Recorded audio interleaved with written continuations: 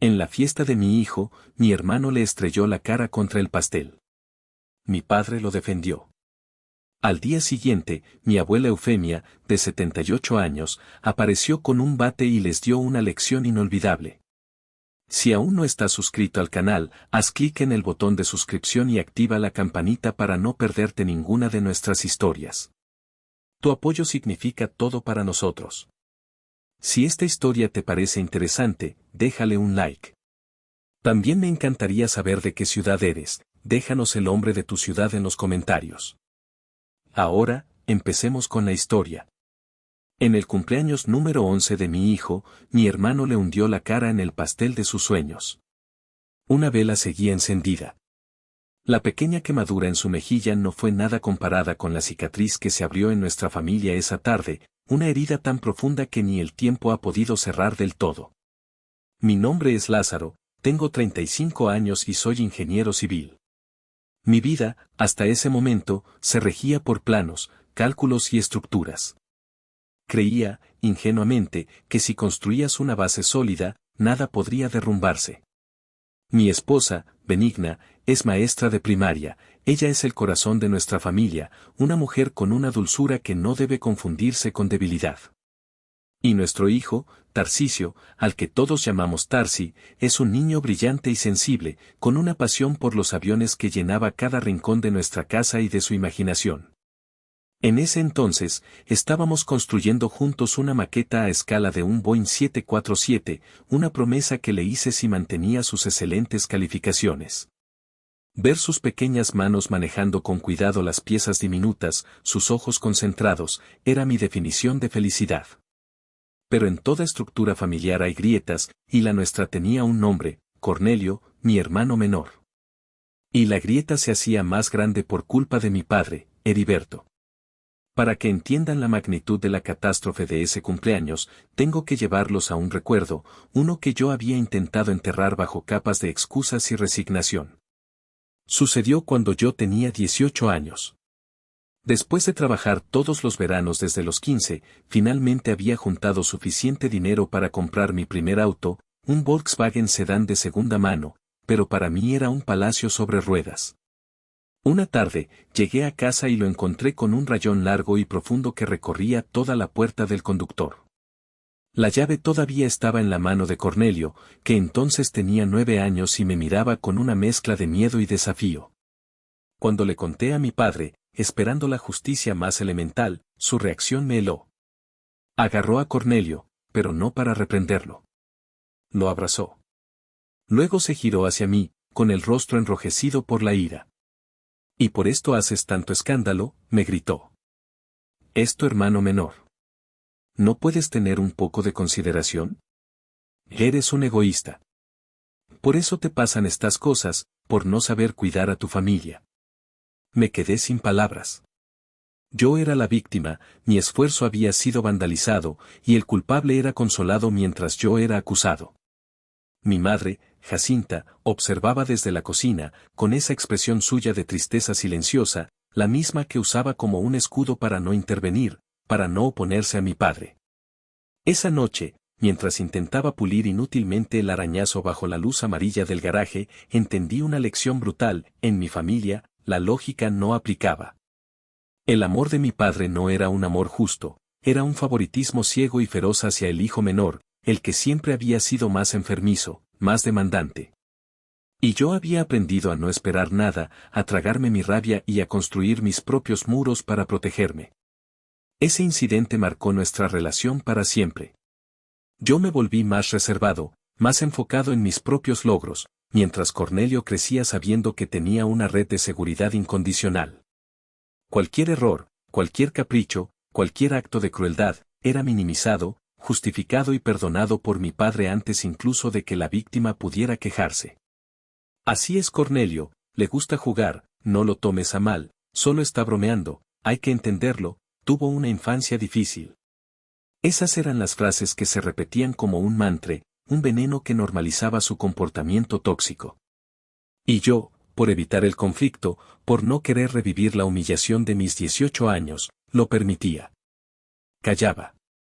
Sonreía forzadamente en las reuniones familiares cuando sus bromas cruzaban la línea. Me decía a mí mismo que era madurez, que era por mantener la paz. Pero la paz que yo mantenía era una paz falsa, construida sobre mi propia sumisión y el sacrificio de mi dignidad. No me daba cuenta de que esa paz podrida estaba a punto de costarme algo mucho más valioso que un auto viejo, la felicidad de mi hijo. La preparación para el 11º cumpleaños de Tarsi fue un evento en sí mismo. Mi hijo, que había heredado mi amor por el diseño y la estructura, pasó semanas enteras dibujando el pastel de sus sueños. No quería superhéroes ni personajes de caricaturas. Quería un aeropuerto. Un pastel rectangular de chocolate que sería la pista principal, con una torre de control hecha de bizcocho y fondant, y pequeños aviones de azúcar que él mismo había elegido de un catálogo en línea. Cada detalle estaba en sus bocetos, desde las líneas blancas de la pista hasta la manga de viento hecha con un barquillo. Benigna, mi esposa, encontró a una repostera artesanal que se entusiasmó con la idea. Nunca me habían pedido algo así, dijo la mujer, sonriendo ante los dibujos de Tarsi. Este niño sabe lo que quiere. Y lo sabía. Para él, ese pastel no era solo un postre, era la culminación de su pasión, un trofeo que representaba su mundo interior.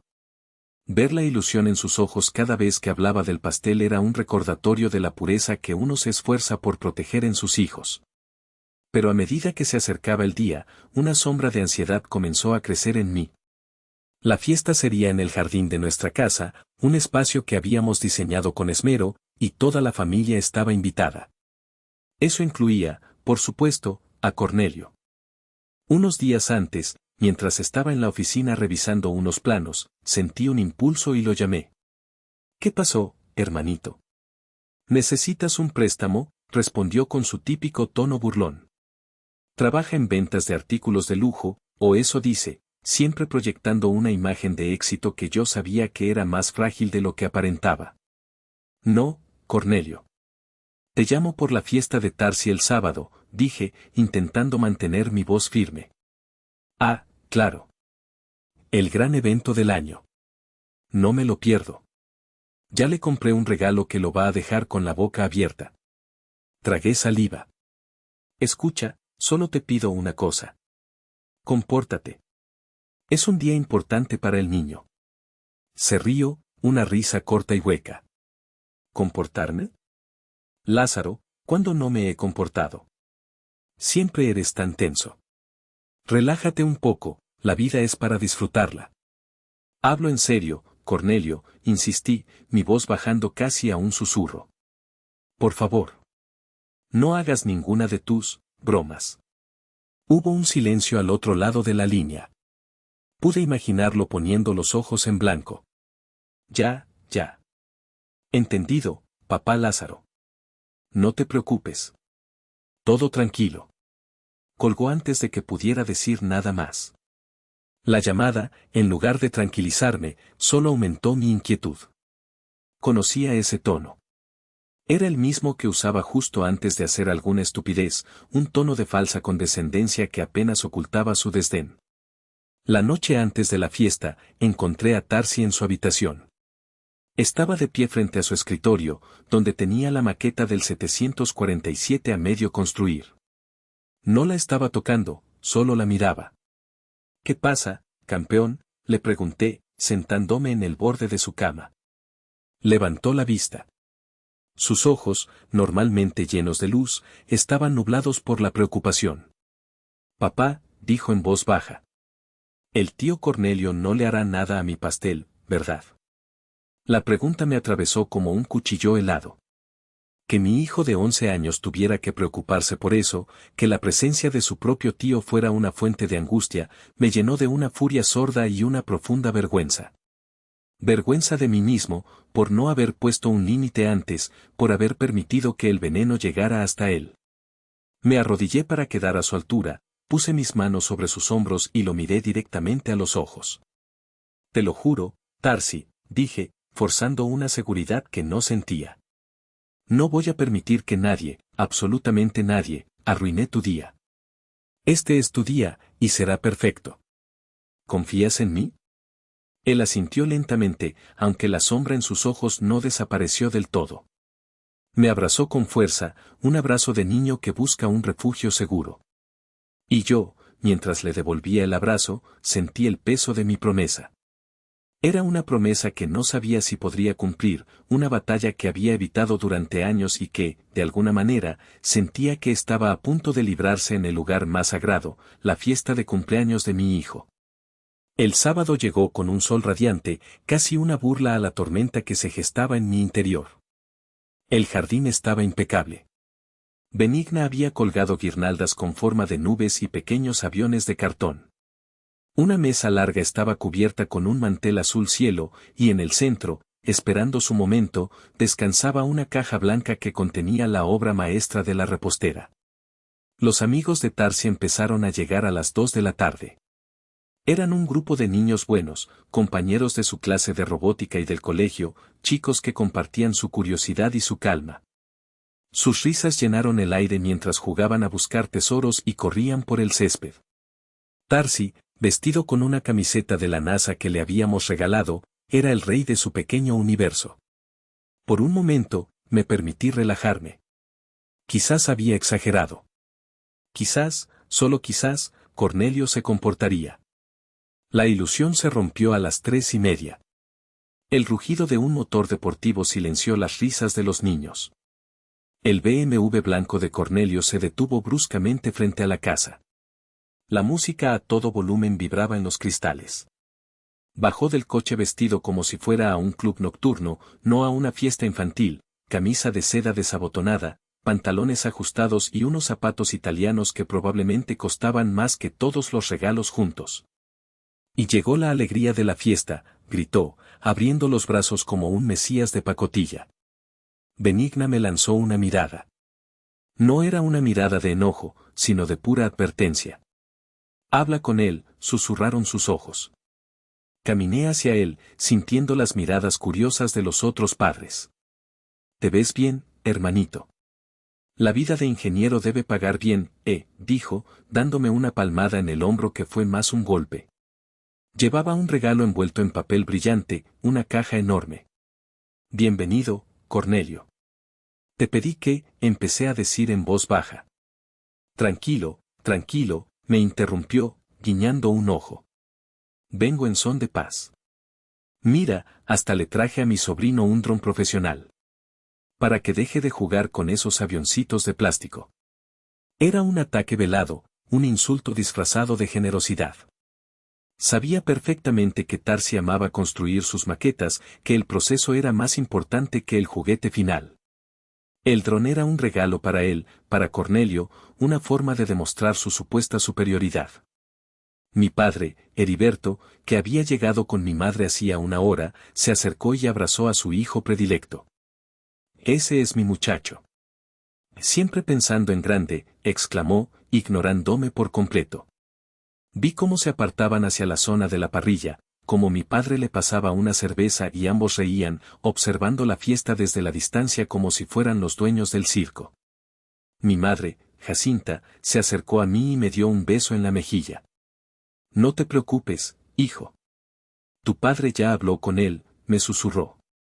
Pero en sus ojos vi la misma resignación de siempre, la mentira piadosa para evitar un conflicto que sabía inevitable. La siguiente hora fue una tortura. Intentaba no perder de vista a Cornelio, pero era imposible. Los padres de los amigos de Tarsi querían conversar, Benigna necesitaba ayuda con las bebidas, y los niños me llamaban para que viera sus trucos. Cada vez que miraba hacia la parrilla, veía a Cornelio en el centro de un pequeño grupo de adultos, gesticulando, contando alguna historia exagerada, siempre el centro de atención. Mi ansiedad crecía con cada minuto que pasaba, un nudo apretado en la boca del estómago. Era la calma tensa antes del terremoto, y yo, el ingeniero, el hombre que se suponía que debía prever las fallas estructurales, me sentía completamente impotente, un simple espectador esperando el derrumbe inminente. Llegó el momento.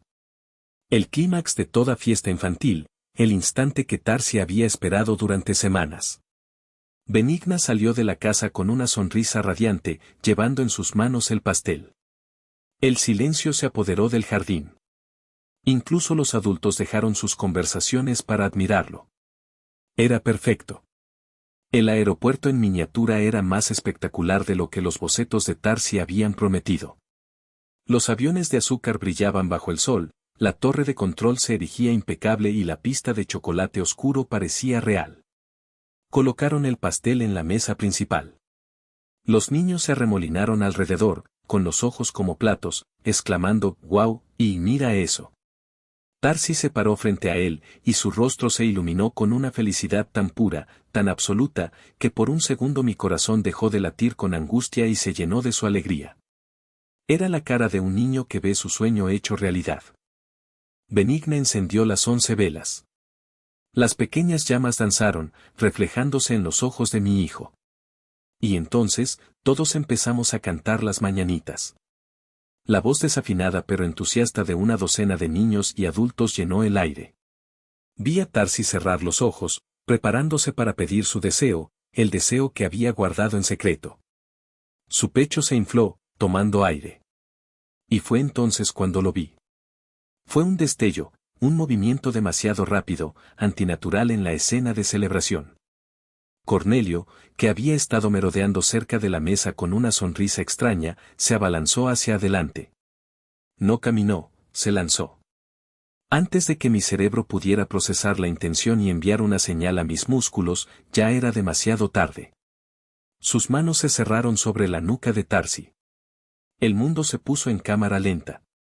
Vi el cuerpo de mi hijo tensarse por la sorpresa. Vi sus ojos abrirse de golpe, el pánico reemplazando a la felicidad. Y vi como mi hermano, con una fuerza desmedida, con una crueldad que no tenía nada de broma, le estrellaba la cara contra el pastel.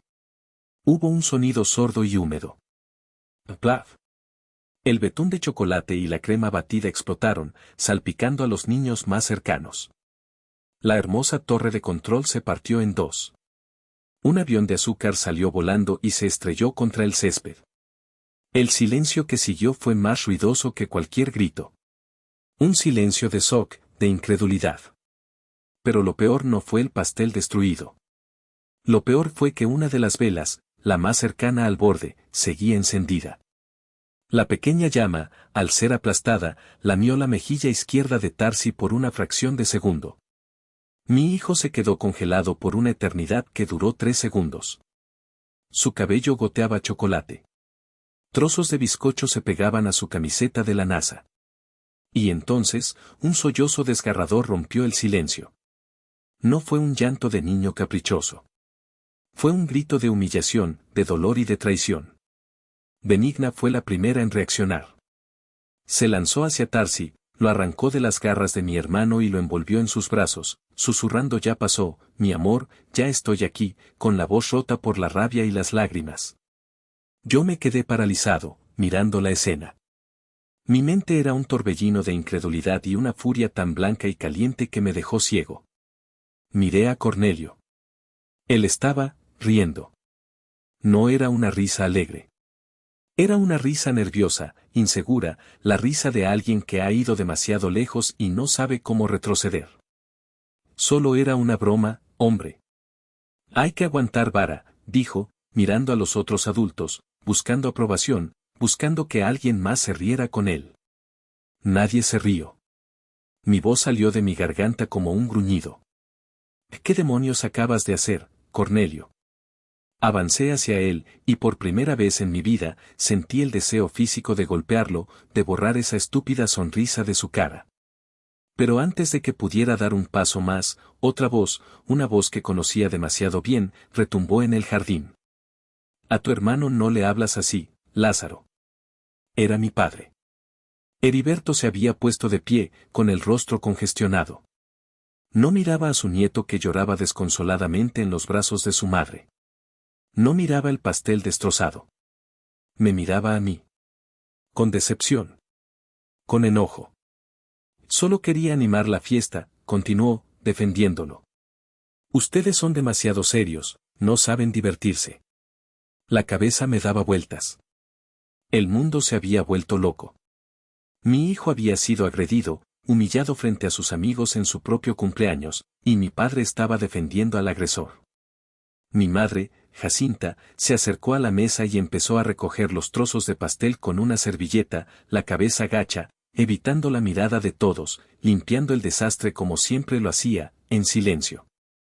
Los otros padres estaban congelados. Algunos empezaron a llamar a sus hijos, con la excusa de que ya era tarde. Vi a la madre de uno de los mejores amigos de Tarsi mirándome con una mezcla de pena y horror. La fiesta había muerto. El sueño de mi hijo se había convertido en una pesadilla, y el arquitecto de esa pesadilla se reía nerviosamente mientras su padre lo aplaudía. En medio de ese caos de susurros incómodos, llantos y defensas absurdas, una figura se irguió con una lentitud deliberada. Mi abuela. Eufemia. A sus 78 años, se movía con la rigidez de la edad, pero su espalda estaba recta como un roble.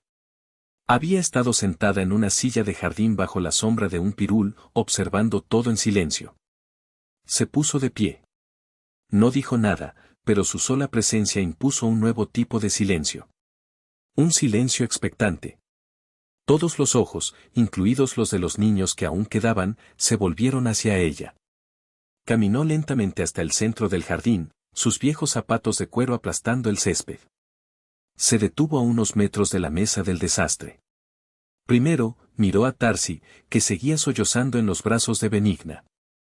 Su mirada se suavizó por un instante, un destello de dolor profundo. Luego, sus ojos, todavía agudos y penetrantes, se clavaron en Cornelio. «A ti», dijo. Su voz no era fuerte, pero era clara y cortante, como el filo de un machete. «Se te advirtió. Tu hermano te lo pidió. ¿Por qué lo hiciste?» Cornelio, que había recuperado algo de su arrogancia bajo la protección de mi padre, tartamudeó. «Abuela, yo solo quería que fuera divertido». «Una broma». «Divertido», repitió la abuela Eufemia, y la palabra sonó como un insulto. «¿Él se está divirtiendo?», señaló a Tarsi con un gesto de la barbilla. «Míralo. Mírale la cara. ¿Te parece que se está divirtiendo?». Cornelio bajó la vista, incapaz de sostenerle la mirada. Fue entonces cuando la abuela giró su cabeza y miró a su propio hijo, a mi padre. «Heriberto», dijo, con una frialdad que nunca le había escuchado. «¿Estás viendo a tu nieto llorar?». Mi padre, ofendido en su autoridad patriarcal, dio un paso al frente. «Mamá, por favor. No te metas en cómo educo a mis hijos o cómo juegan mis hijos. Es una cosa de niños». «Él», dijo la abuela, señalando a Cornelio, «no es un niño. Y lo que hizo no fue un juego. Es mi hijo y yo lo defiendo», gritó mi padre, perdiendo el control.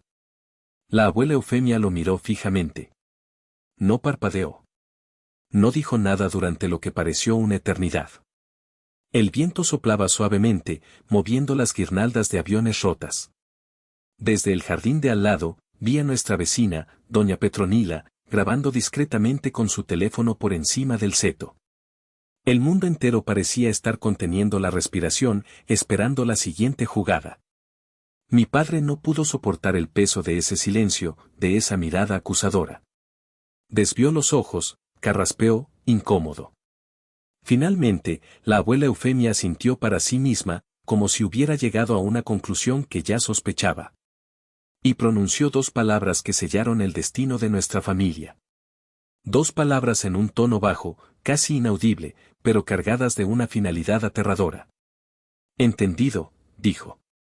Luego se giró hacia mí. Su expresión había cambiado. Ya no había ira, solo una resolución de acero. «Lázaro.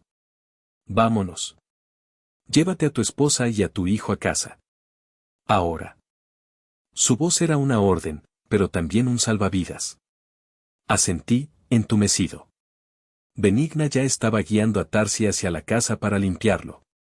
Mientras recogíamos nuestras cosas, vi cómo otras 3 familias hacían lo mismo, despidiéndose en voz baja, evitando mirarnos a los ojos, ansiosos por sacar a sus hijos de ese ambiente tóxico. La fiesta había terminado. Pero yo sabía, con una certeza que me helaba los huesos, que la guerra acababa de empezar. Y mi abuela, la matriarca silenciosa, acababa de elegir su bando. La noche fue un infierno silencioso. Tarsi no quiso cenar. Se metió en la cama y se tapó con las sábanas hasta la cabeza, un pequeño bulto de miseria en la oscuridad de su cuarto. Benigna le curó la pequeña quemadura en la mejilla, una marca roja y fea que era el símbolo visible de la herida invisible que todos sentíamos. Mientras le ponía la pomada, Tarsi le preguntó con una vocecita ahogada, ¿por qué el tío Cornelio me odia, mamá? Benigna no supo qué responder. Solo pudo abrazarlo hasta que el llanto lo venció y se quedó dormido. Yo, de pie en el umbral de la puerta, sentí una oleada de autodesprecio tan intensa que me dejó sin aire. Había fallado. Mi promesa se había hecho añicos. No dormí en toda la noche. Di vueltas en la cama, la cara de mi hijo humillado grabada a fuego en mis párpados. A las 5:30 de la mañana, cuando la primera luz gris empezaba a colarse por la ventana, sonó el timbre. Era mi abuela. Estaba vestida con su vieja ropa de trabajo, una camisa de franela a cuadros, pantalones de mezclilla gastados y unas botas de trabajo que yo creía que ya no usaba. Llevaba un gran bolso de lona que parecía pesado. «Vístete, Lázaro», me dijo sin preámbulos.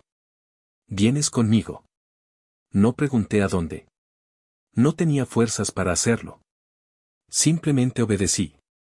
Llegamos a la casa de mis padres justo cuando el sol empezaba a salir. El silencio de la calle residencial era absoluto. La abuela no tocó el timbre. Golpeó la puerta con el puño cerrado, golpes secos y rítmicos que resonaban en la quietud de la mañana. Mi madre, Jacinta, abrió la puerta, en bata y con el pelo revuelto. Su cara pasó de la sorpresa al miedo al ver a la abuela. «Haz que bajen todos», ordenó mi abuela, entrando en la casa sin ser invitada. «Tengo algo que decir». 10 minutos después, estábamos todos en la sala. Mi padre, furioso por haber sido despertado, estaba sentado en el sofá con el ceño fruncido.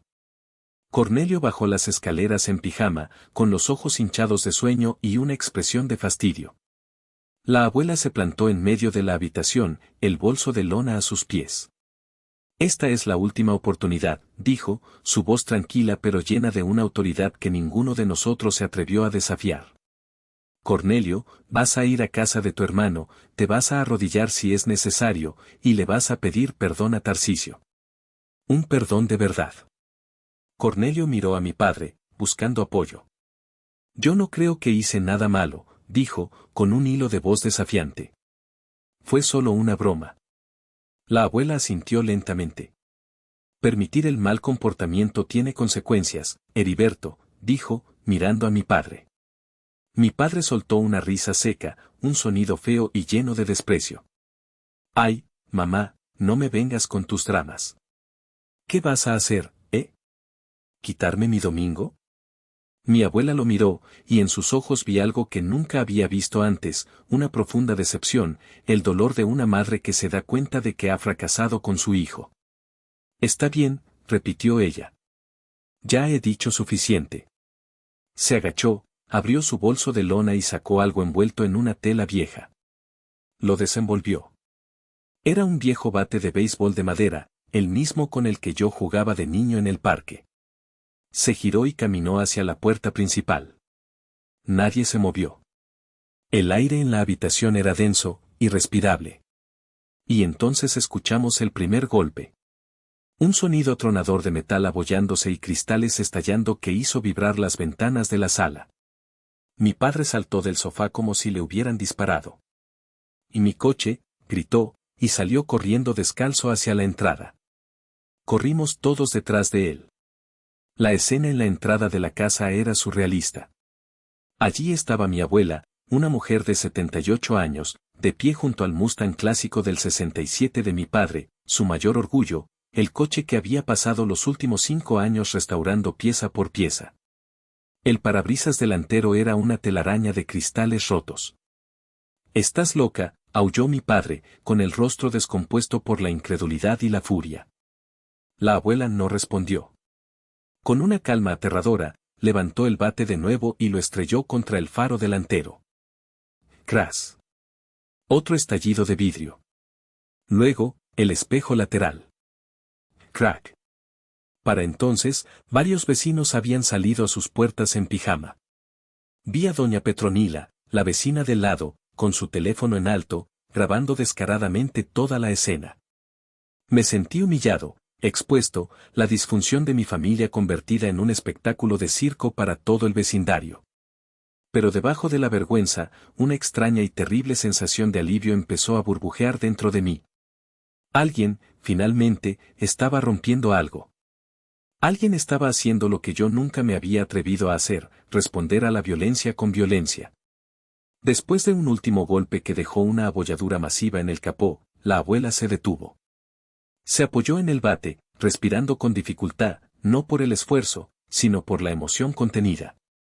Miró a mi padre, que estaba pálido, temblando, mirando los restos de su amado coche como si estuviera viendo un fantasma. Quiero que sepas lo que se siente, dijo la abuela, su voz ahora un susurro ronco pero que se oía perfectamente en el silencio sepulcral. Quiero que sientas en tu propia piel lo que es ver cómo destruyen algo que amas, algo en lo que has puesto tu tiempo y tu corazón, sin ninguna razón, solo por un capricho estúpido.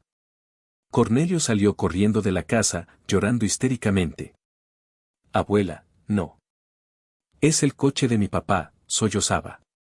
Era la primera vez que lo veía llorar por algo que no fuera su propio ego herido.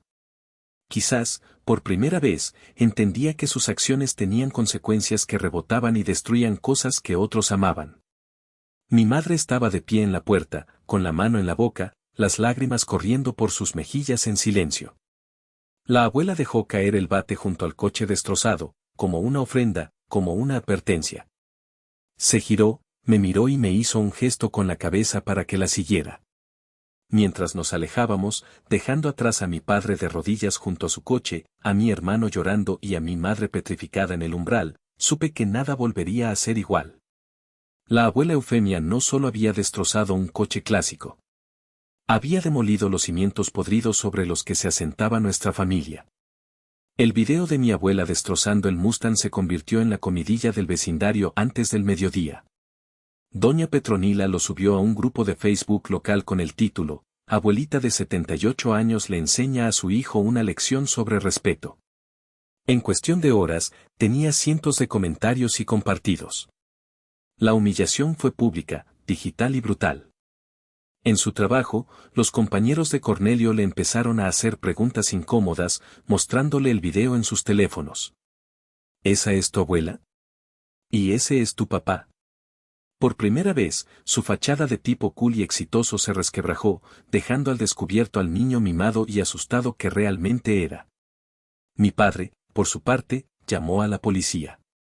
Pero cuando los oficiales llegaron y le preguntaron si quería presentar cargos formales contra su propia madre, una anciana de casi 80 años, dudó.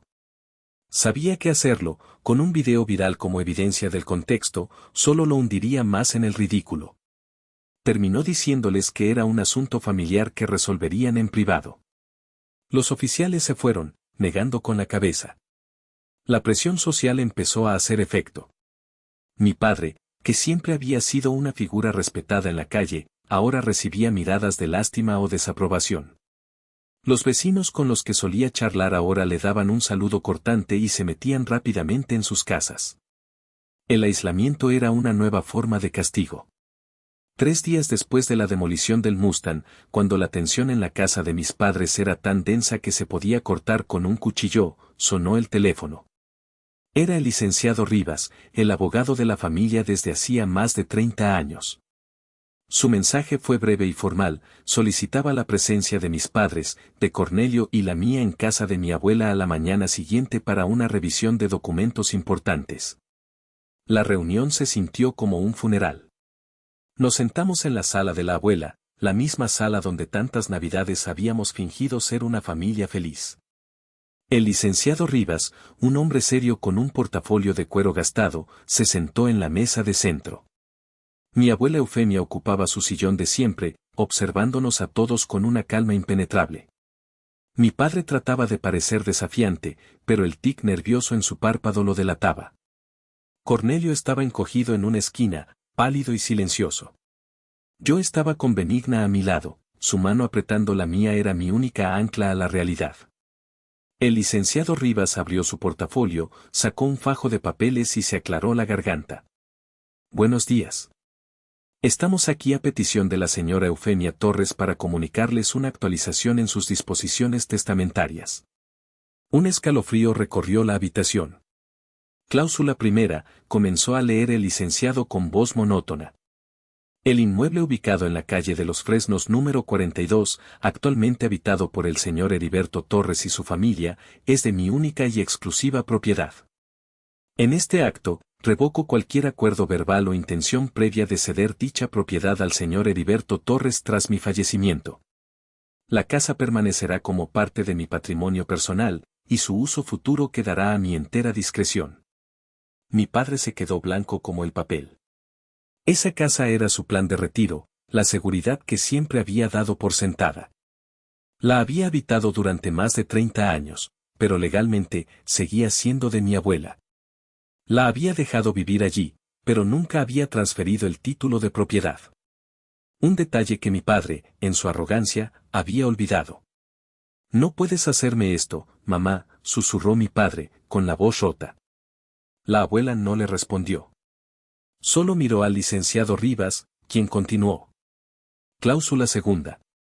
Referente al patrimonio restante, que incluye los ahorros de toda una vida y los terrenos de cultivo en el pueblo, se establece la siguiente condición suspensiva para el señor Cornelio Torres. Hizo una pausa, mirando a mi hermano por encima de sus gafas. El señor Cornelio Torres dispone de un plazo improrrogable de 7 días naturales a partir de hoy para presentarse en el domicilio del señor Lázaro Torres y ofrecer una disculpa sincera, directa y sin justificaciones al menor Tarcisio Torres por los hechos ocurridos el pasado sábado. Dicha disculpa deberá ser presenciada por el señor Lázaro Torres y su esposa, la señora Benigna Campos. El licenciado levantó la vista. Si la condición se cumple a satisfacción de los padres del menor, el señor Cornelio Torres mantendrá su estatus como heredero universal junto con su hermano. Si la condición no se cumple en el plazo estipulado, el señor Cornelio Torres quedará inmediata y permanentemente excluido de la totalidad de la herencia. Su porción será transferida a un fideicomiso a nombre del menor Tarcisio Torres, administrado por su padre hasta que cumpla la mayoría de edad. El silencio fue total. La abuela no solo había atacado el orgullo de mi padre, ahora había puesto un precio a la arrogancia de mi hermano. Le había dado una opción, su orgullo o su futuro financiero. Cornelio empezó a sollozar, un llanto ahogado y patético. Mi padre se levantó de golpe, tirando una mesita de centro. Esto es un chantaje. Es una locura, gritó, con el rostro púrpura de rabia. Salió de la habitación dando un portazo que hizo temblar los cuadros en las paredes. Pero lo que sucedió a continuación fue lo que realmente me impactó. Mi madre, Jacinta, la mujer que había permanecido en silencio durante décadas, se levantó con una calma asombrosa. Tomó la pluma que le ofrecía el licenciado, firmó el acuse de recibo de las nuevas disposiciones y, antes de salir, se detuvo frente a mi abuela. Hiciste lo correcto, suegra, dijo en voz baja pero firme. Ya era hora. Y salió, dejando a Cornelio llorando solo en la sala. En ese momento, entendí la verdadera genialidad de la estrategia de mi abuela. No se trataba del dinero. Se trataba de desmantelar el sistema de apoyo que había permitido que el monstruo creciera. Le había quitado a Cornelio el escudo de su padre, y ahora, le había quitado incluso la complicidad silenciosa de su madre. Lo había dejado completamente solo, desnudo frente a las consecuencias de sus actos, con una sola y humillante puerta de salida. La guerra no era combates de béisbol.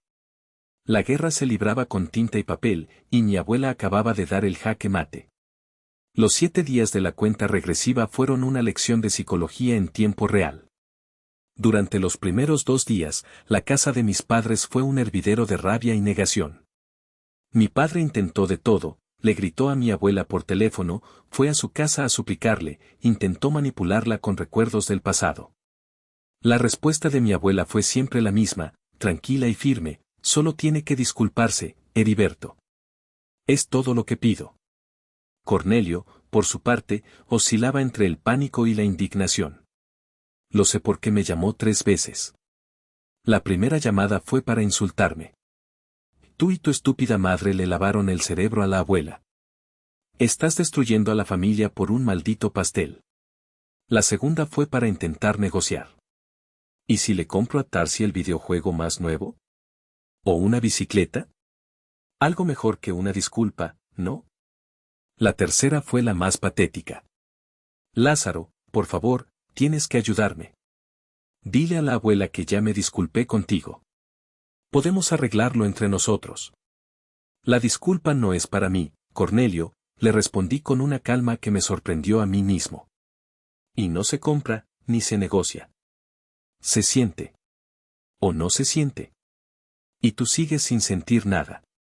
Al quinto día, la presión se volvió insostenible. Mi madre le dio un ultimátum a mi padre, o hacía que Cornelio entrara en razón, o ella se iría a pasar una temporada con su hermana.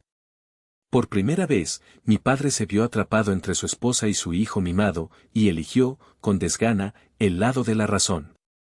Tuvo una conversación a gritos con Cornelio, cuyo resultado fue que mi hermano finalmente aceptó venir a mi casa.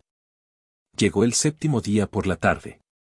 Se presentó en mi puerta, con los ojos rojos y una expresión de derrota. Benigna y yo lo hicimos pasar a la sala.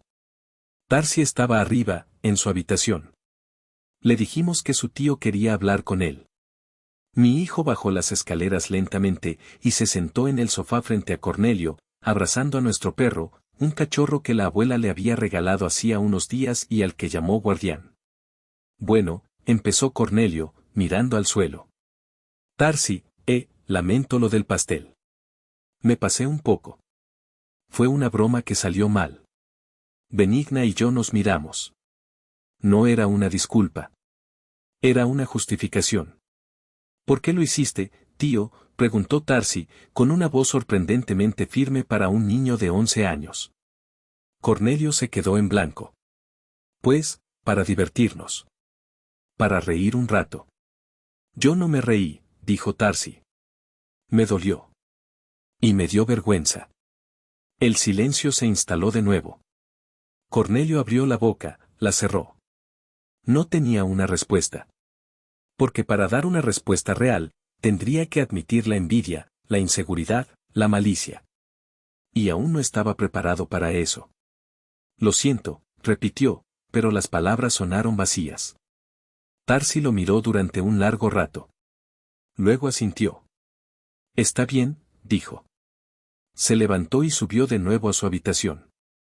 Cornelio nos miró, esperando nuestra aprobación. Ya está, ¿no? Ya me disculpé. Te escuchamos, Cornelio, dijo Benigna con una voz gélida. Ahora, por favor, vete. Cuando se fue, supe que había fallado. La condición no se había cumplido. No había habido sinceridad, solo el cumplimiento a regañadientes de un trámite para salvar su herencia.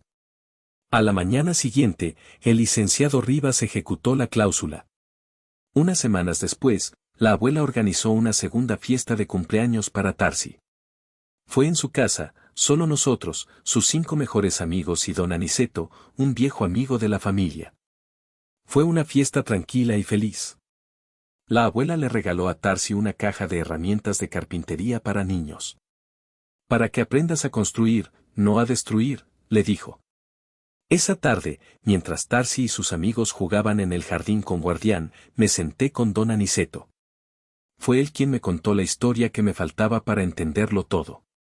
Me contó cómo la abuela Eufemia había enviudado joven, y cómo un primo de mi abuelo había intentado quitarle parte de sus tierras con engaños y amenazas. Las autoridades no le hicieron caso, me dijo don Aniceto.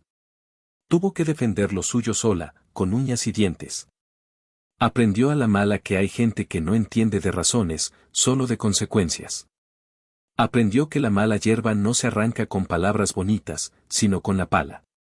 Comprendí entonces que el bate de béisbol no había sido un acto de locura, sino la aplicación de una lección aprendida con sangre y lágrimas.